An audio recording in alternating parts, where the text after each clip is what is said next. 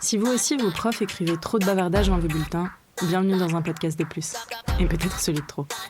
Au micro, Kenza, Manon et Gabriel vous souhaitent une bonne écoute.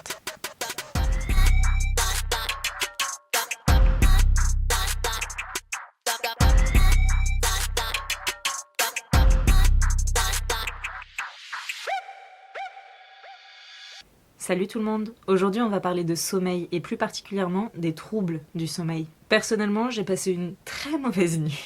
J'ai fait une insomnie. Ça m'arrive pas souvent. Généralement, c'est plutôt Manon, la spécialiste des insomnies. C'est vrai. Mais justement, t'as pas de technique pour calmer, je sais pas si c'est le terme, mais calmer les insomnies? Pendant un temps, j'écoutais des vidéos YouTube, tu sais, aide, relaxation, retour au sommeil ou des trucs comme ça, qui marchent plutôt bien d'ailleurs. Mais en vrai, un peu chiant de aller chercher et puis de mettre en fond et puis gna. C'est pour ça que moi, on m'a conseillé de me concentrer sur ma respiration. Genre, donc tu bloques ton inspiration pendant 7 secondes et pendant 4 secondes, tu relâches. Et ça, tu le fais, tu te concentres sur ta respiration et le fait de mettre ton attention ailleurs, bah ça te permet de plus penser à putain, je dors pas. Moi, je me rendors plus facilement après quand je fais ça. Après franchement moi ça m'arrive très peu, c'est surtout quand je bois du café, genre je bois quasi pas de café parce que j'aime pas ça.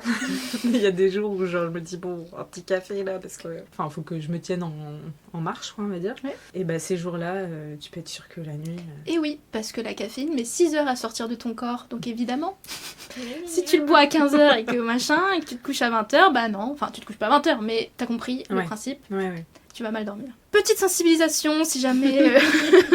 Moi je suis très... Voilà, bref.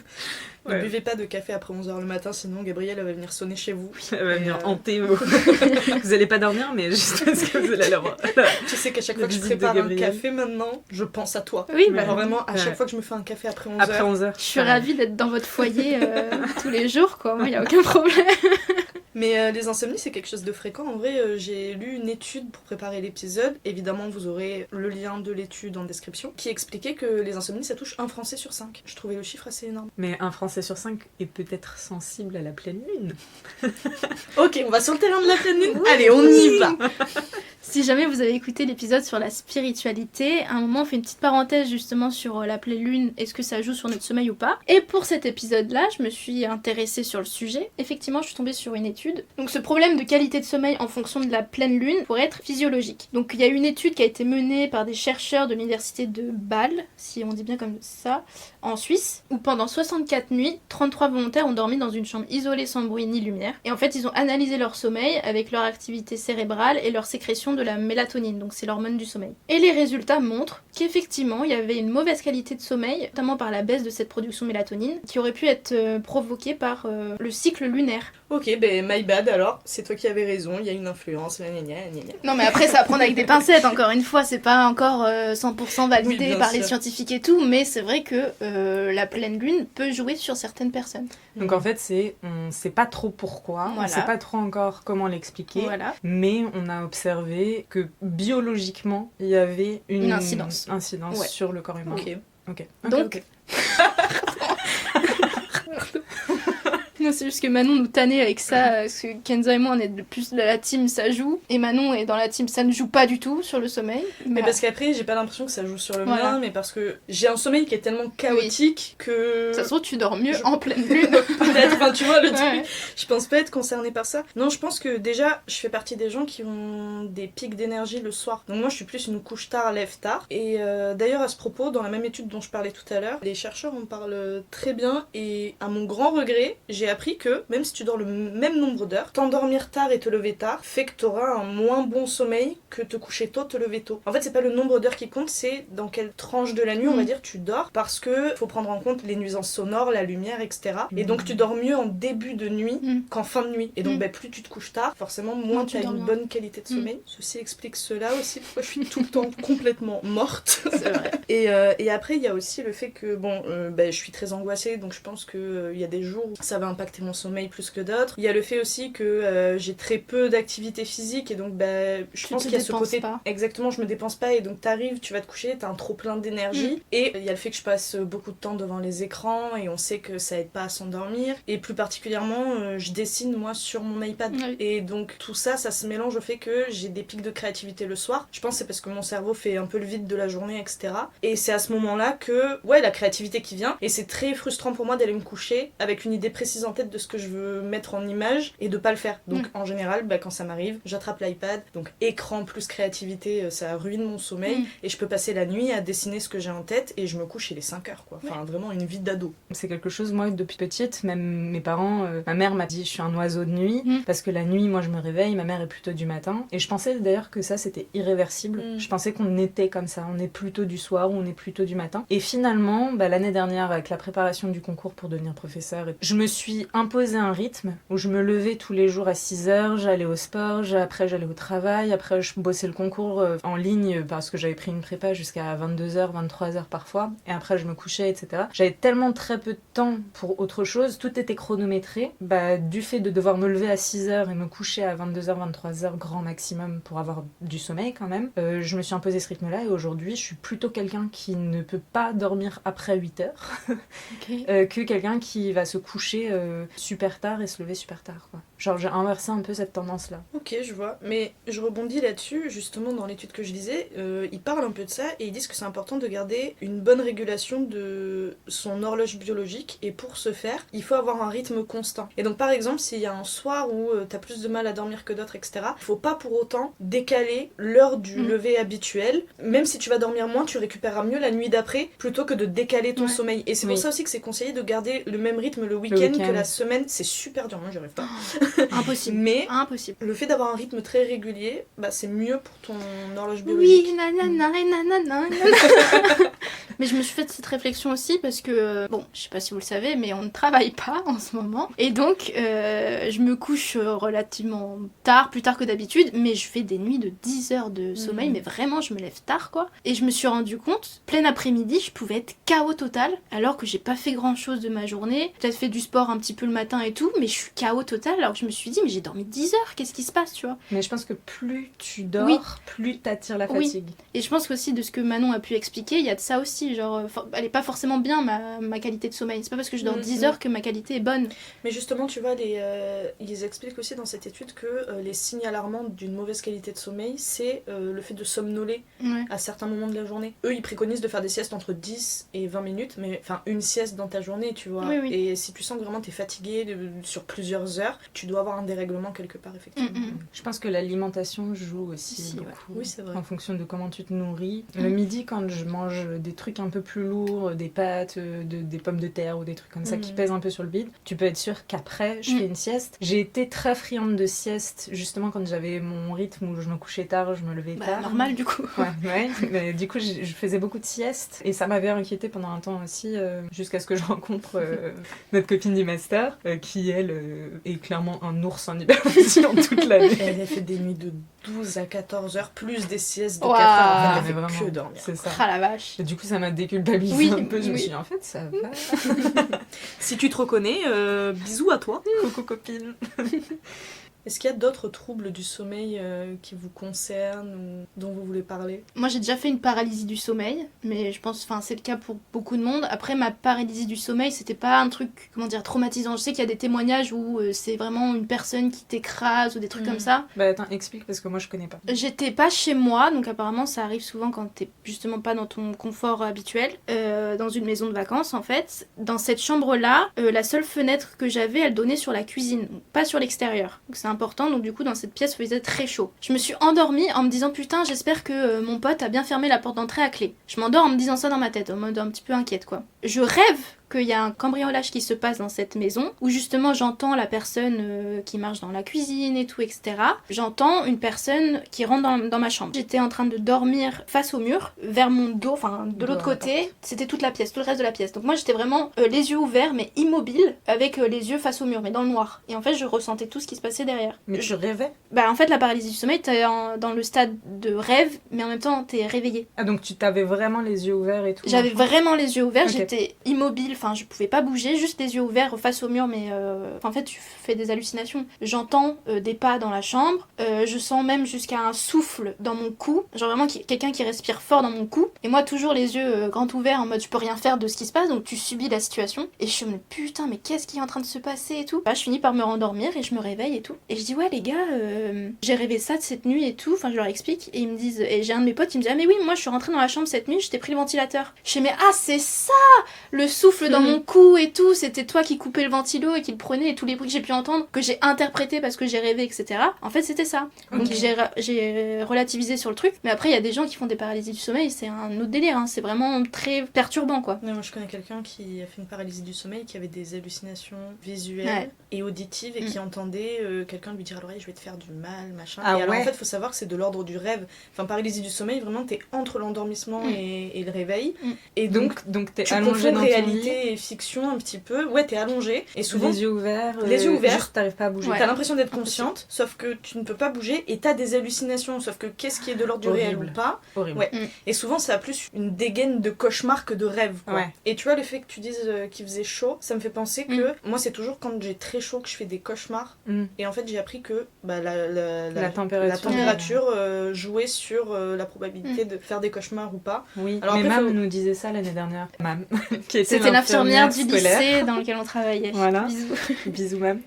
Qui nous disait justement que température idéale, il me semble que c'est 17-18 degrés. C'est ça, dans la chambre. Ça, dans la chambre. Dans la chambre. Pour dormir au mieux. Mais jamais la vie. Pardon, mais non, j'ai trop froid, moi. Mon bout du nez, il est tout froid et tout, non. Moi, tu peux être sûr que si je me couche en ayant chaud, je vais faire un cauchemar, c'est certain. Alors après, on rêve toutes les nuits, c'est juste qu'on s'en rappelle pas nécessairement. D'ailleurs, j'ai un petit conseil pour les personnes qui aimeraient se rappeler un peu plus de leurs rêves ou cauchemars. Ça peut aussi être intéressant. Quand ça m'arrive de me réveiller d'un rêve ou d'un cauchemar et que j'ai envie de m'en souvenir, je les enregistre en vocaux sur mon téléphone, ou alors quand j'ai la force, je les écris dans un petit carnet ou sur mon tel, dans mes notes. Le fait de faire ça, je vais de plus en plus me souvenir de mes rêves et de mes cauchemars dans les nuits d'après. Quand t'es régulier sur ce genre de pratique, je pense que tu t'en souviens de plus en plus et tu peux commencer à vraiment avoir une maîtrise ou un petit contrôle sur ce que tu penses et ce que tu rêves. Oui, c'est un peu comme un entraînement de mémoire en fait. Ouais. Moi, j'aimerais parler d'un autre trouble du sommeil que j'ai, qui s'appelle le syndrome des jambes sans repos. Je sais pas si vous connaissez. Pas du tout. Ok. Bon, alors déjà, je viens de découvrir. Pas avant toi. Je viens de découvrir que c'est une pathologie du sommeil. Je savais comment ça s'appelait avant, je savais que j'avais ce syndrome, mais je savais pas que ça rentrait dans les pathologies du sommeil. Mais en fait, ça touche 5% de la population française à peu près. C'est un peu compliqué à expliquer parce que c'est surtout une sensation. Ça se caractérise par ce qu'on appelle des impatiences, souvent dans les jambes. Bon, en tout cas, c'est le cas. Les impatiences, c'est une espèce de gêne qui peut devenir carrément douloureuse au bout d'un moment et un besoin de bouger. Okay. Et donc moi, quand ça me le fait, le seul truc qui me soulage, c'est de faire des pas jusqu'à ce que ça s'arrête, quoi. Mais t'es consciente de ça? Ah oui, c'est pas quand je dors, hein, c'est quand je vais me coucher, par exemple, en phase d'endormissement. D'un coup, je vais avoir une gêne dans les jambes, je sais pas, des fourmillements, non? Non, c'est même pas des fourmillements, c'est juste mes jambes me gênent et c'est presque douloureux. C'est très bizarre. Ouais. Lourde? Pas forcément lourde. Bon, allez, je vais jeter. Non, mais t'as raison de demander parce que c'est compliqué à expliquer, c'est assez abstrait, mais juste elle me dérange et si je me force à les garder immobiles, ça devient douloureux et il faut que je bouge. En fait, c'est un besoin de bouger. Apparemment, ça peut être dû à une insuffisance rénale, à du diabète, à un manque de dépenses physiques, donc moi je pense que c'est plutôt ça, ou à une carence en fer. La mais circulation pas du toujours. sang. Ouais, et donc en fait, faut mettre ses jambes en mouvement pour que ça passe. Bah oui. Et est-ce que si par exemple tu mettais du froid, parce que le froid ça stimule la circulation sanguine, donc peut-être si tu mets du froid, peut-être que ça peut aider. Ouais, de l'eau froide. C'est une bonne idée. T'as jamais testé? Non, moi vraiment le plus immédiat, c'est je me lève, je bouge les jambes et ça passe en quelques minutes, hein, ça dure pas longtemps. Mais par contre, ça peut durer. J'ai essayé une fois pour voir, je me suis dit vas-y, je bouge pas. J'étais dans mon lit, j'étais bien, je bouge pas. Oh, mais horrible, horrible, la gêne que c'est, horrible. C'est comme, vous savez, quand vous êtes assis dans une position très inconfortable et il faut que vous changez de position parce que ça devient douloureux. C'est la même chose mais en étant allongé dans ton lit, quoi. En étant bien, quoi. Ah ouais, je connaissais pas du tout. Ça fait longtemps que ça me l'a pas fait, mais en période de fatigue en général, ça m'arrive. Si jamais ça t'arrive à nouveau, est-ce que tu peux essayer la technique de l'eau froide? Le cobaye. Je ferai le cobaye pour toi et je te dirai si le froid fonctionne. Parce que si jamais on a des auditeurs qui peuvent se reconnaître dans ce trouble-là, on peut faire aussi une update dans la description de l'épisode.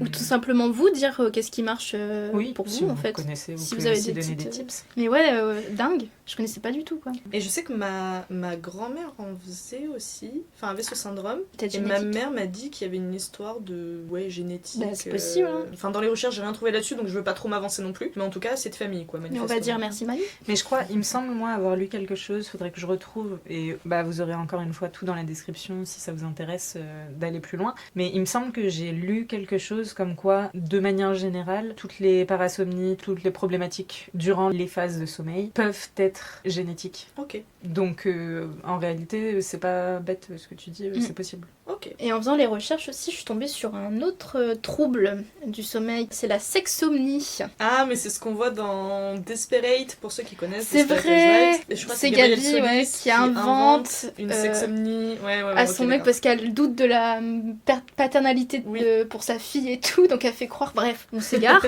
Mais en gros, la sexomnie, comment définir ça rapidement? C'est déjà des personnes qui auraient pu avoir des antécédents de somnambulisme, parce que du coup c'est lié, enfin ça joue. Okay. Ça peut venir quand t'es extrêmement fatigué ou que t'as bu de l'alcool ou autre substance illicite.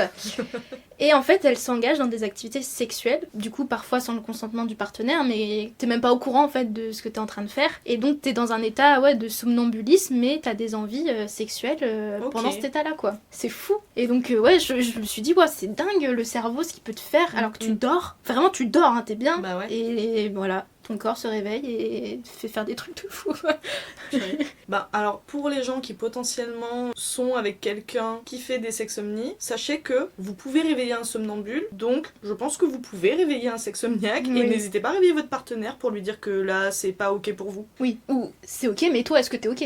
Tu vois. Oui, aussi. Enfin, pour est-ce parler que tu de dors, consentement, quoi. Voilà, réveiller la personne. Oui, réveiller la personne. Parce que c'est vrai, ça, c'est aussi un mythe, comme quoi on ne peut pas réveiller un somnambule, parce que ça serait choquant, etc. Mais en réalité, la vraie problématique, c'est de réveiller un somnambule cardiaque. Parce que quand c'est cardiaque, un gros choc, peut te faire un arrêt cardiaque. Et c'est à ce moment-là que ça devient dramatique. Mais quelqu'un qui a aucune pathologie, à part le somnambulisme, vous pouvez le réveiller, il y a aucun risque sur le fait que...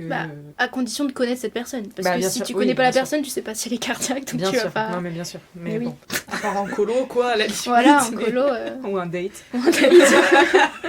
Mais toi, t'as été somnambule, Kenza? Ouais. Déjà, je parle beaucoup. Mais ça aussi, donc j'ai lu que le somnambulisme et les paralysies du sommeil peuvent être étroitement liées parce qu'en fait, elles surviennent souvent pendant l'enfance. Là où les paralysies du sommeil s'atténue avec le temps, le somnambulisme, lui, s'atténue vraiment dans l'adolescence, voire jeune adulte. Okay. Quand j'étais petite, je marchais, etc. Là, en grandissant, je marche beaucoup moins, mais par contre, je parle beaucoup.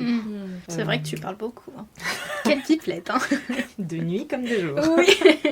Petite anecdote, il y a eu un jour, on est parti en vacances avec des copains, on dormait dans une espèce de pièce avec plusieurs lits, tous ensemble, et il y a un matin, il y a un copain qui me voit marcher droit devant la porte pour sortir, m'ouvre la porte, moi je continue mon chemin, je descends les escaliers avec ma couette et mon coussin sous le bras, lui se dit mais qu'est-ce qu'il a fait, et je descends, je vais dans le salon, je prends ma petite couette, je l'étends, je la mets par terre, je la mets bien propre par terre, etc., comme pour aller me coucher, je pose mon oreiller, etc., devant le canapé par terre, et puis moi je m'installe en petite position fétale sur le canapé, sans couette, sans oreiller, et j'ai fini ma nuit là, quoi. Et j'ai dormi un bon moment après ça. Quand je me suis réveillée, donc il y avait un couloir en face de moi qui menait à la cuisine, et je vois ce pote là, moi quand je me réveille, je vois ma couette par terre, je vois mon pote là-bas, je dis mais qu'est-ce que t'as fait?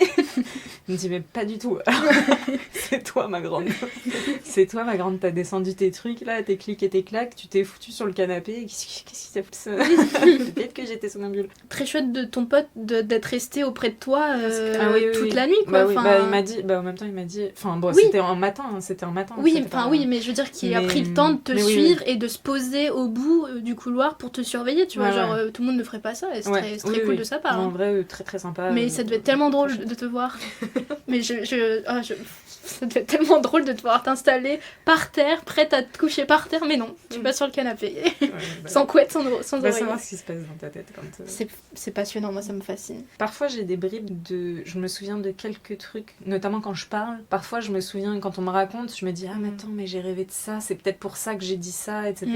Mais parfois vraiment, je me réveille et j'ai un peignoir sur moi, je suis là mais qu'est-ce qui s'est passé? Excellent. Ça s'est calmé du coup, toi? Physiquement oui, ça s'est calmé. Par contre, tu parles et tu rigoles. Oui, tu parles je beaucoup. rigole beaucoup. Mais ça, moi, je trouve ça flippant, par contre. Après, vaut mieux ça que moi, je pleurer. me réveille... Oui, Bah, oui, c'est vrai. clairement, oui, clairement. Mais moi, je me réveille avec quelqu'un à côté de moi qui rigole. Ça me fait un peu peur, je pense. Dans la nuit noire. Ouais, Ça je dépend quel genre de rire. Mon copain il parle aussi dans son sommeil et il avait tendance à être somnambule un peu. Et qu'est-ce qui me fait rire quoi. Moi je m'endors tard du coup par rapport à lui et donc je l'entends et c'est trop drôle quand il se lève d'un coup dans le lit et qu'il s'énerve en disant je lui ai mis une raclée au mousquetaire et je capte qu'il y a un moustique et qu'en fait il parle du moustique mais il dort donc dans sa tête il combat des mousquetaires et moi ça me fait trop rire. Ouais. C'est Ça me hilarant. fait trop rire. C'est hilarant. Il y a aussi un autre trouble du sommeil qu'on a tous déjà entendu, Ah, les bah, gens bien qui ronflent. sûr. Quel enfer. Je connais une copine qui dit « Je ne ronfle pas, je ronronne ». Coucou si tu Ouais, passes c'est par là. mimes. Dans la majorité des cas, c'est bénin. Ils peuvent être une source d'inconfort pour d'autres, Oh que oui. Oh là notamment là. le conjoint ou la conjointe. Et dans d'autres cas, donc, ils peuvent impacter le sommeil et la vie quotidienne du ronfleur, avec la fatigue. Vie Ça peut aussi... La vie quotidienne. Oui. T'as dit la vie quotidienne. Pardon, la vie quotidienne.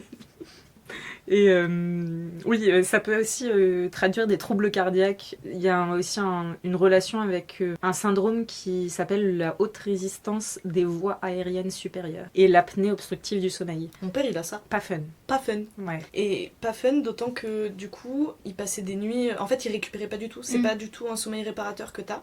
Et depuis, il a, vous savez, la machine là pour mieux dormir. Ouais, mon père aussi.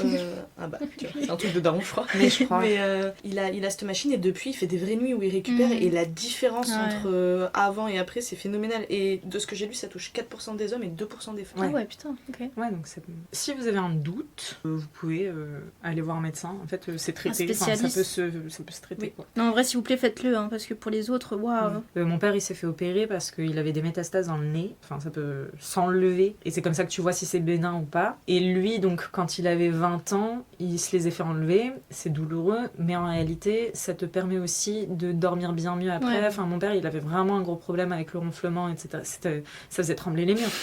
Et bah, là, après l'opération, etc., ça allait mieux en mieux. Et il faut savoir aussi que ça existe et que bah, lui, notamment, par exemple, c'est revenu. Donc, c'est quelque chose à surveiller et à faire surveiller sur des années. C'est revenu et pareil, il faut opérer pour savoir si c'est bénin ou pas. Et voilà quoi.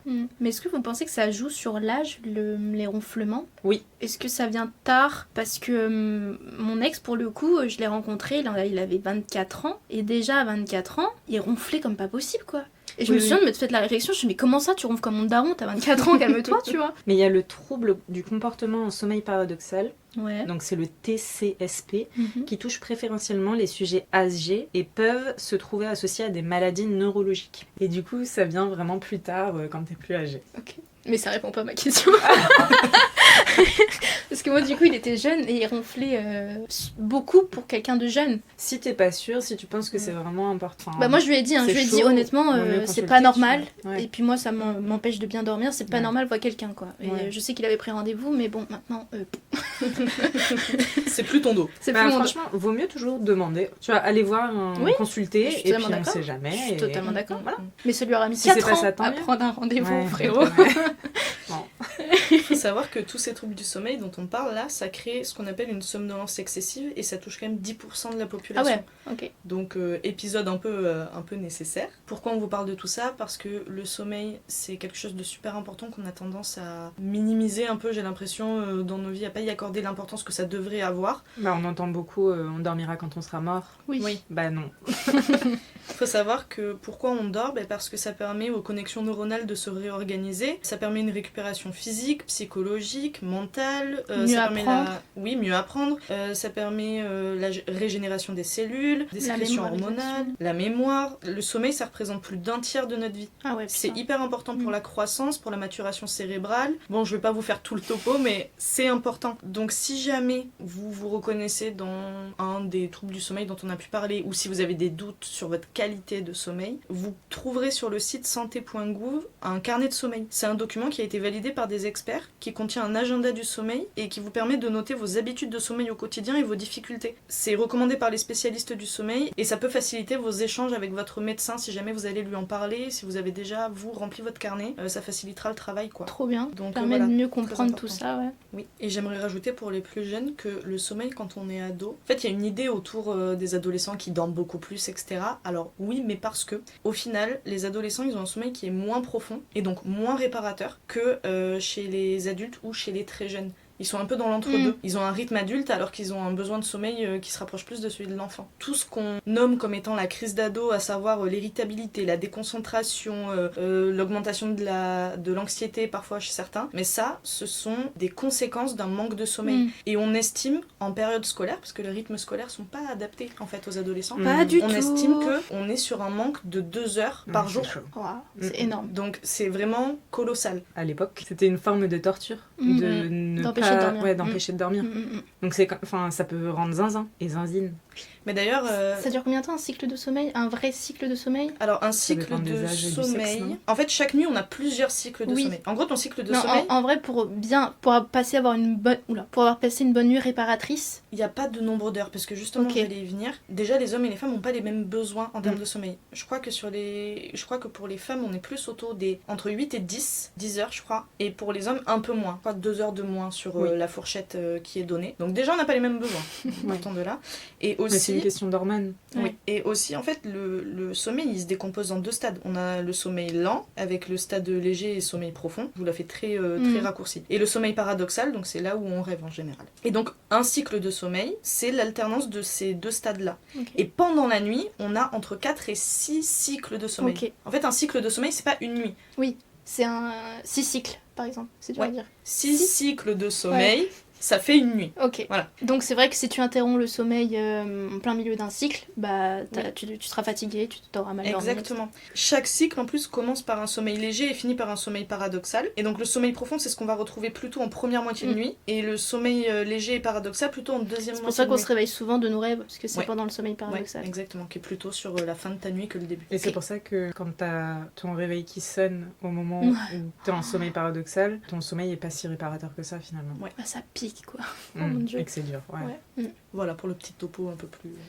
Ok, Hyper intéressant. merci Manon, Spécifique. maître de conférence. Je sais pas si c'était très très clair, mais J'espère que c'est agréable pour vous à écouter surtout. Ouais. si jamais vous voulez creuser le sujet, ou s'il y a des points qui sont un peu trop flous dans la manière dont on les a exprimés, vous aurez toutes les études qu'on a lues en description, elles sont très bien faites, c'est assez ludique, c'est facile à lire. Et Donc vraiment, puis allez écrivez-nous. Et si vous avez des troubles aussi particuliers qu'on n'a pas abordés, bah alors là on est ravis de lire ça et... On est ravis que vous ayez des troubles. Non mais toujours dans ce principe d'échange, c'est pas toutes les trois qui discutons entre nous, il y a aussi vous, votre point de vue et tout, qu'on lit avec plaisir quoi. Voilà, je crois qu'on a fait le tour pour cet épisode. Rendez-vous la semaine prochaine, et en attendant, portez-vous bien. Bisouilles. Le problème de qualité... Oh, putain. Je vous déteste. Je vous déteste. Sortez de la pièce pendant que je dis ça au pire. Vas-y, vas-y.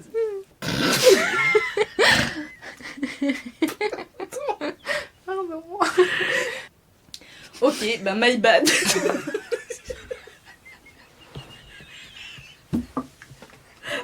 Il arrive à faire ça. Attendez-moi, avec les larmes aux yeux.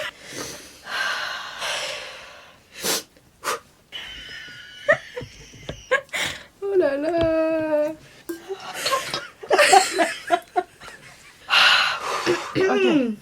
Ok, ça va aller.